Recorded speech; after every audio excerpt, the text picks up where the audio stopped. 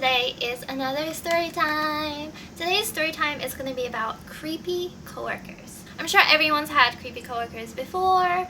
It doesn't matter if you're a man or a woman, there's always going to be a creepy coworker at your job. This is just a collection of creepy coworkers. This is just going to be within teaching.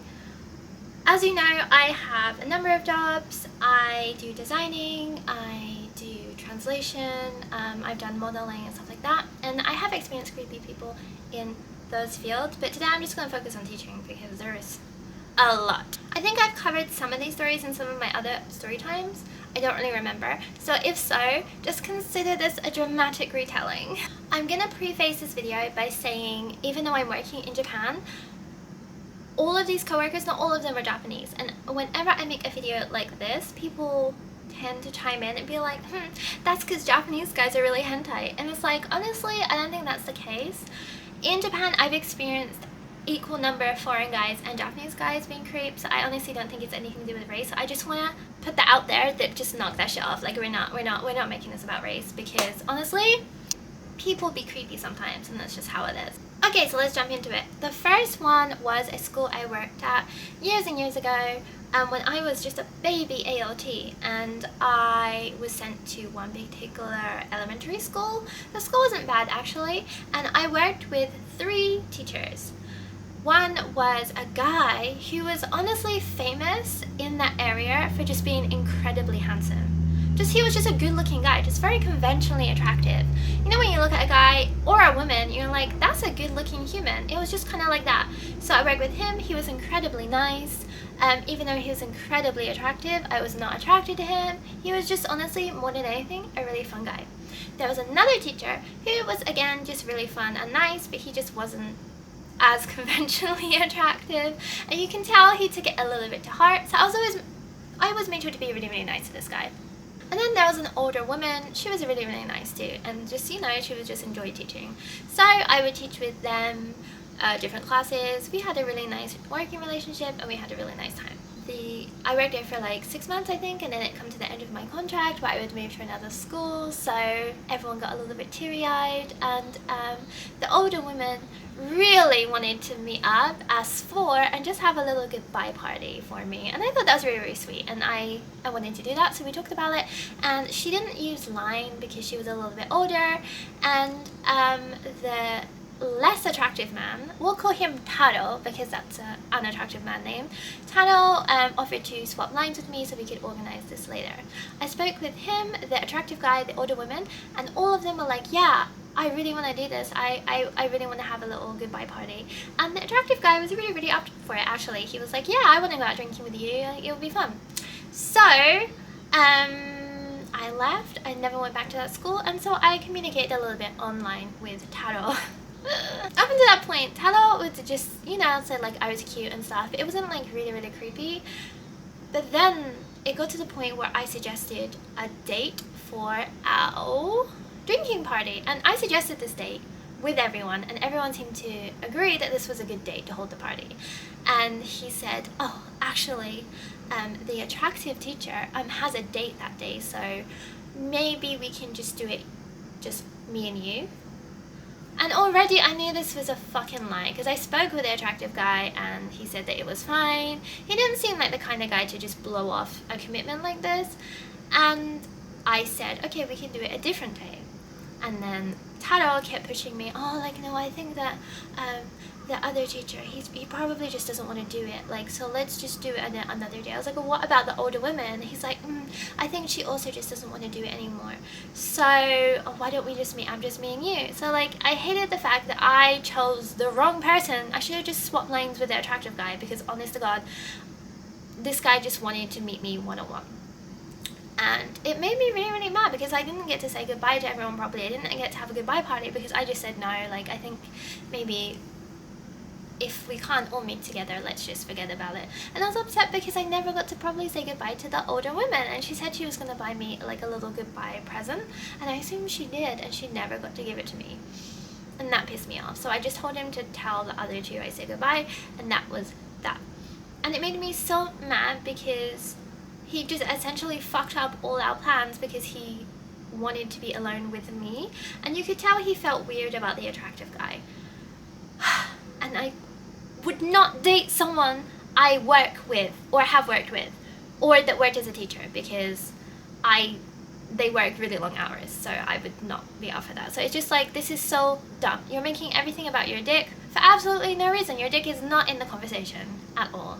Okay, so that was a Japanese one. Let's do a Western one. I think I mentioned this before, but I was working at a private school when I was like a more leveled up teacher working by myself, and I had a coworker who was Welsh, and he was a really, really nice guy, and we used to speak on our break time because they put all of the English teachers in a separate break room, and we used to chat about Nintendo Switch, and we used to talk about our partners, because at that time I had a Japanese boyfriend and he had a Japanese girlfriend, and he used to say that like, oh, she cooked this tonight, blah blah blah blah blah, and it was like really, really wholesome and nice. And at any point did I never got the feeling that their relationship had any problems. He'd always just talk about nice things, as I did about my partner at that time. And then again, at the end of my contract, he suggested that we swap lines, because we were both into Nintendo Switch, and I felt like a game was coming out soon, and he said that we could like exchange items or like play or whatever. So I was like, I normally don't like swapping lines with random men, but he said he had a girlfriend and he seemed pretty chill, so I was like, okay, why not? So we swapped lines. Then we didn't really chat much. I think he mailed me a couple of times, and we never did end up playing video games together, because like most adults, we were just too tired to. And then one day he mailed me at 2 a.m. I don't know what it is about men at 2 a.m. Like, it's just like scoundrel hours. Just like the spirit of Beelzebub just possesses their body, and they start mailing women dumb shit. And I knew I should not reply or open any mail from a man that I don't really know at 2 a.m. Like, nothing good can come from that. There's nothing good in that mail. And his thing was like, blah blah blah, can I ask you a question? And I was like, I knew it was going to be some dumb shit. But you know how I just naturally curious I am? I was like, okay, let's find out what this is about. And he said that like, he just found my world fascinating, like doing like cosplay and like the pictures I had. And I think it was just online at the time. I forgot that when you add people online, you have like a timeline, so you could see my different profile pictures of me in like cosplay or whatever. I was like, oh yeah. Then he said that he wanted to ask a kind of weird question, and I was like, here we fucking go. Honestly, this is on me. I should have just shut this down. But you want to know, like, is this person creepy or are they fine? Like, maybe the question is just innocent. So I was like, okay, what is it? I think I just put like a question mark. And then he said, I'm wondering if I could just turn on my webcam and you could watch me. And I was just like, what the fuck? And he said, oh, but I could pay you some money. I'm like, okay, first of all, he complained all the time that he was broke, so I knew he hasn't got no money. Second of all, I was your co-worker. Why would I want to? Third of all, I was like, don't you have a girlfriend? He's like, I do. I'm sorry, like, just forget I mentioned anything. I was like, okay, well, I should go to our boss with this, because this is clearly inappropriate, and I hope that you're not doing this with anyone else. And he tried to like go back and delete the messages, but I had already screenshot them. And he just begged me not to tell our boss, and I said, I won't if you promise to just never fucking do this to another woman again, because it's disgusting. And he said, okay. And then I already finished my contract at that point, and we never spoke again. The end. I kind of regret just not reporting him, but I know that like nothing would come from that, and I just didn't want like another man that like has a vendetta against me, so I'll just like, you know, fuck it. Again, just disappointed. I think that's the worst thing when you're a woman. Men are always like, she put me in the friend zone. It's like, no, what happened was I thought that we were friends, and actually we weren't friends at all. You did not value me as a friend. And now I'm incredibly hurt, so what up? Okay, next story. This was a guy who I never spoke to at work ever. It's like an older PE teacher. I guess he was like 50, kind of short and fat. He kind of looked like William Shatner, but Japanese. Anyway, so he was like, there's always that one PE teacher that just shouts at all the kids and is really rude. He was that guy. So I never really spoke to him. I never had any reason to speak to him. He didn't speak any English. He didn't want to speak to me. I didn't want to speak to him. So we never interacted. Until that was like I think again, like it's always when I'm at the end of my contract is when these freaks decide that they can strike. But we had like a nomikai. I think it was Bondankai. I think it was like the end of the year. And so we went to this really, really fancy hotel, and we all got to eat as much as we wanted for free. It was great. It was all you can drink. Always a mistake with your co-workers. I had like 2 drinks because I'm not about to get white girl wasted in front of my co-workers. But this guy, the old PE teacher, don't remember his name, never asked, never cared. He got wrecked, super red face, and he was just like, you know, like being embarrassing. Like there was some like performance stuff, like some co-workers got up and like read a poem or something, and he was just being obnoxious and like shouting during the thing, or like trying to make jokes and just being a dickhead and just making everyone a little bit uncomfortable. So the end of the evening, he directed himself at me, and like we'd never spoken before, and he was like, oh, like it started off just being like, isn't she so cute, like blah blah blah blah blah, and then it ascended to him talking about my body. I think he said that like, oh yeah, foreign girls have really big boobs. Then the worst part was, as we were leaving, he grabbed my hand and said in Japanese to everyone, me and this teacher are going to the Love Hotel, ha. And then it made everyone super uncomfortable, and I just pulled my hand away and was like, I would not go to a Love Hotel with you. And then he kind of like awkwardly left. That was such a short experience. It was just awful for me because it was basically in front of all my co-workers, and it was at the expense of me being foreign. Like he assumed I didn't know what a Love Hotel was, and he targeted me, I guess because he thought I was foreign, that I would be a little bit meeker. So that honestly pissed me off. I don't think he would do that again because I didn't have the best reaction to it. It's just something that happens a lot, and it's something that we should kind of be aware of. Like I'm used to these guys now, and mostly I just ignore them. Then another foreign story. Years and years and years ago, I was working at this kind of like camp, but it was like in an airport. It was like by Narita. It was in an airport hotel, and it was me and like 3 or 4 foreign men, and all our students were Japanese men, and it was an intensive business English course funded by their company, and they honestly paid a lot of money for this, like a lot of money. Like I got paid quite well for this, but it was honestly awful because there's nothing around the airport, like nothing at all, and we weren't even necessarily near the airport, so we couldn't enter the airport. It was just around the airport, and you know there's nothing around airports. And we were trapped in this building with only restaurants and bars and old men. And I was there for 5 days. Like I couldn't leave. I started to go insane. It was horrible. I'm just teaching business English all day, which is doubly boring. But then in the evening we would go to the bar and have like a little drink. And then after like the 3rd evening, the guy who was my boss approached me, and he's like, oh, I'm not sure if you've noticed, but one of the other guys, I don't remember his name, let's call him Darren. Like he was a British guy. I think everyone here is British, and there was like one Dutch guy. I was like, oh yeah, Darren thinks you're really attractive. I'm like, cool, I think I mentioned this before, but I have a boyfriend, because at that time I had a very long-term boyfriend. And he's like, yeah, but see, Darren just, he's not lucky with women. Like even though he's really attractive, he's a little bit too shy. And I'm like, cool, like he should probably work on his confidence then. And they're like, yeah, but like he really, really likes you, and it'll be like a really good opportunity for him, because he hasn't he said like he hasn't slept with anyone in like a year, and like it's making him really depressed. And I'm like, I couldn't give a fuck personally, like that's on him. Maybe he needs to download a dating app, I don't know, I don't care. And I was like, I started to get really annoyed at this part, and I was like, well, I don't know what to tell you. Like he seems like a nice guy. He was very like conventionally attractive. Like I'm 100% sure if he just went to the hub, he could pick up a Japanese girl. But whatever. Then they dropped it, and then the next evening, when we were having a drink together, and it was just like a drink in like the hotel bar, the co-workers, all 4 of them, were like, oh, why won't you give him a chance? Why won't you give Darren a chance? And Darren was sitting there like shy.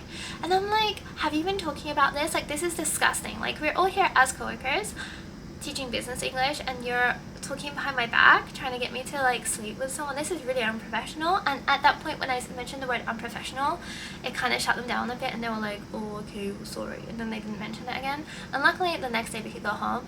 But Jesus Christ, like I'm not gonna lie, I started to just feel really nervous, and I didn't feel it until that point, but I'm like, fuck, I'm trapped in this hotel with like only men. and they all want me to sleep with someone. It was just awful. It was just such a bad, like, maybe one of the worst experiences I've ever had. Like, nothing, they didn't necessarily say anything like too bad, but it's just the vibe was awful and it made me feel like shit. And I was like, okay, I'm never doing one of these camps ever again unless I know that there's going to be women here. I assumed there would be another woman there. I think there was one, but she cancelled at the last moment, lucky for her. So yeah, it was just a really, really bad experience, and I just felt like they were trying to push my boundaries. And it's just unprofessional. You don't treat your coworkers like that, blah blah blah blah blah. But luckily enough, I shut it down. And here's the thing, like, is in all these situations, I'm really good at shutting things down or just acting completely disinterested, but a lot of women in that situation would kind of feel forced into it, and they might just go along with it, particularly if it's your boss saying this to you. So like, that's my biggest worry in these kind of situations, and this is why I like to make videos like this, so that you can feel a little bit prepared, because these situations happen a lot in all working environments, and particularly when you're working in Japan, I feel like it does happen.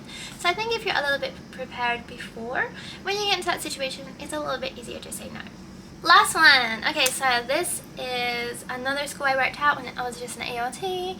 Again, oh my god, it's always the last part of my contract. The last part of my contract, last day, there was a teacher who was always like really, really nice and ganky with the kids. But and like, this didn't affect my reaction to him, but he looked terrifying. Like, he was tall and he was like completely bald, and he had like dark circles around his eyes and like really thin eyebrows. And like, I don't think there was anything medically wrong with him. He just looked a bit bizarre, and he looked like Uncle Fester from Addams Family. Every time I saw him, that's all I could think. And he was very nice to me, and he used to try to speak to me quite a lot. And the other older woman I worked with, she was always like, that guy's creepy, be careful of that guy. And I'm like, I will, don't worry.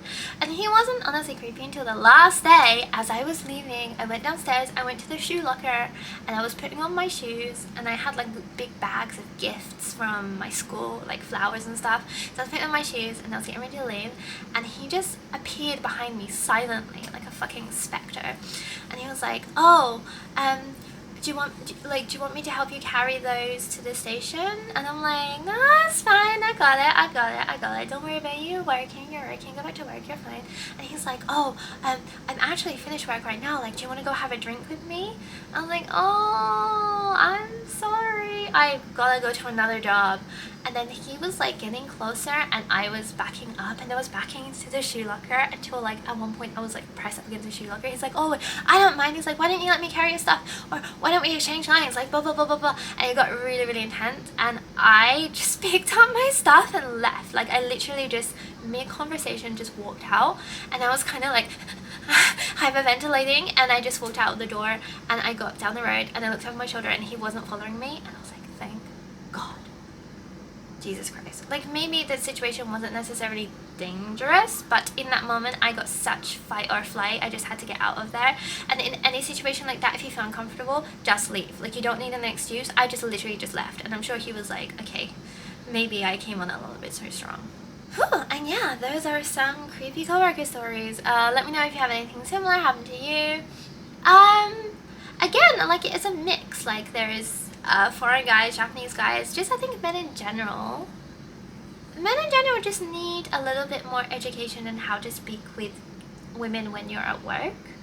And again, I don't think that you should really be approaching anyone romantically when you're at work. Then again, in Japan, people work so much, it's hard to find someone unless maybe you do work with them. So that part I kind of understand. So that's something that you have to think about when you look at these stories objectively, is that a lot of these people don't have time to find boyfriends or girlfriends or anything like that, so naturally they're gonna try at work. And most people, particularly people that work all the time, they're not the best socially, so that's just another thing to consider. But anyways, thank you for watching, and as always, please subscribe.